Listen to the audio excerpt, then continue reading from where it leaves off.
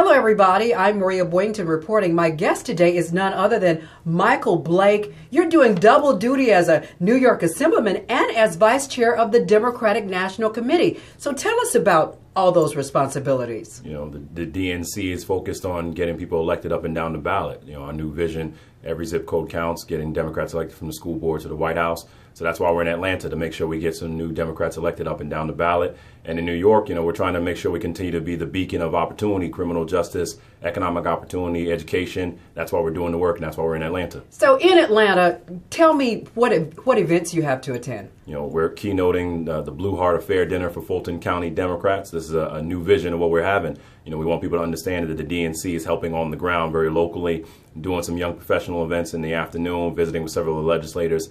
This is showing a new message, a new vision of the new DNC. Midterm elections, November 6th.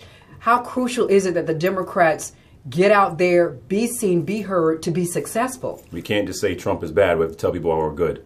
And so this is a critical opportunity. The midterm elections is our chance to push back on the nonsense going on in D.C. and show that Georgia can be a beacon of light here in the South. And so the midterm elections are an opportunity to show that elections do matter, and that's why we're here now. You can't show 4 weeks before an election. You have to be engaged all the time. How are you convincing people, or trying to convince people right now, that the Democrats are quote-unquote good? Oh, look, everything that we've been fighting for the last year plus. When you look at health care, how the Republicans were trying to take it away, and we stood up and said we reject that. And not only do we reject that, but let's figure out ways to make it better. When you look at what's going on in immigration is not just a Latino issue. It's an issue for all of our communities. Caribbean, West African, all of our different communities have a focus on that. So us standing up for that. You think about on education and think about what's going on for children, us standing up for CHIP and making sure that children had health insurance.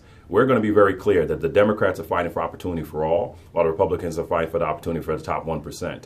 And so we've been consistent about that, and we want to make sure that people understand there's a clear choice when you vote in elections, and they're going to know that going into the midterm this year. Along with when they go low, we go high, what else comes with that pushback? Well, look, you know, when you have a president who couldn't find the decency to make a public announcement and statement yesterday, on Wednesday rather, when thinking about what's going on in terms of the tragedy in Florida, it shows that there's a lack of decency in the White House. And so, you know, their actions speak for themselves. And so we have to be very clear about who we're standing up for, and we're fighting for everyone. There is an expectation that when you're elected, you're going to stand up for the people. And that's what the Democratic Party is doing. And in Georgia?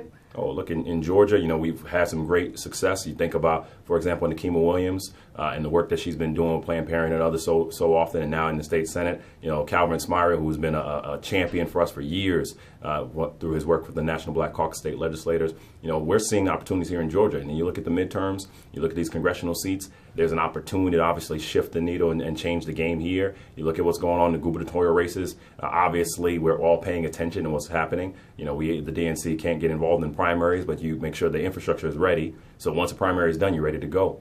But, you know, we're excited because people are looking at Georgia and understanding if you want to help change the game in the South, you have to go through Georgia. Michael Blake, DNC Vice Chair, New York Assemblyman. Thanks for being with me. Thank you, Maria.